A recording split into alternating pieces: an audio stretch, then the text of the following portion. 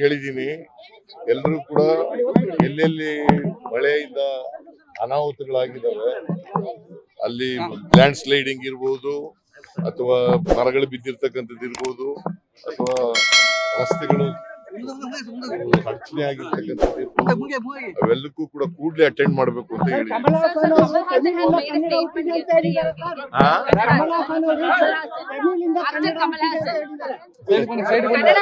ಕನ್ನಡ ಭಾಷೆಗೆ ಬಹಳ ದೀರ್ಘಕಾಲದ ಇತಿಹಾಸ ಇದೆ. ಪಾಪ ಅವ್ರಿಗೆ ಗೊತ್ತಿಲ್ಲ. ಹೇಳಿದ್ದೀನಿ.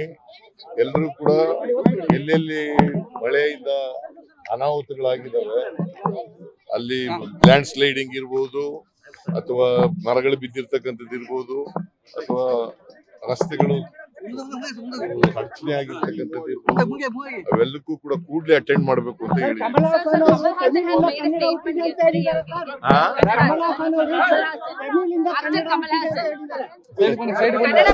ಕನ್ನಡ ಭಾಷೆಗೆ ಬಹಳ ದೀರ್ಘಕಾಲದ ಇತಿಹಾಸ ಇದೆ. ಪಾಪ ಅವ್ರಿಗೆ ಗೊತ್ತಿಲ್ಲ.